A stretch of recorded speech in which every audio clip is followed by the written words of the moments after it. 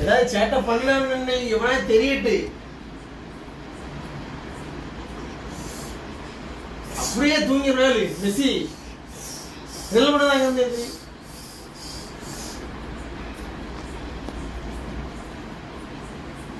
அப்படியே தூங்கி முடிச்சா சின்னது குழந்துரும் இன்னைக்கு ஒண்ணு. நல்லா உருட்டி உருட்டி பாப்பாங்க.